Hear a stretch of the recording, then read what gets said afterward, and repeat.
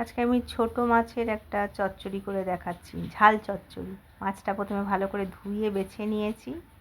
এবার আমি এটাতে ছোট ছোট পেঁয়াজ আমি 4টে কুচিয়ে দিয়েছি।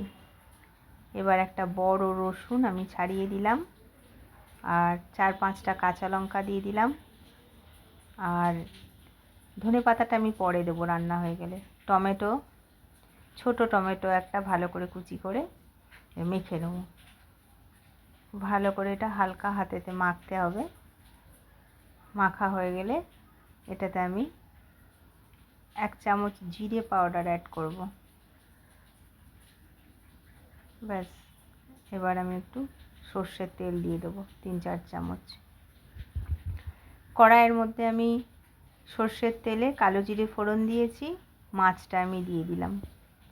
এখনই আমি একবার ভালো করে মাছটাকে এপিট ওপিট করে নাড়িয়ে চাড়িয়ে দেব, পরে কিন্তু আর আমি এটাতে খুন্তি লাগাবো না।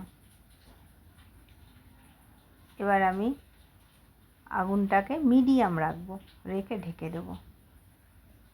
ব্যাস, এটার জলেই সেদ্ধ হবে।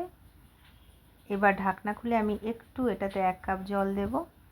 জল দিয়ে একটুখানি ফোটাবার পরেই আমার মাছটা রেডি হয়ে যাবে।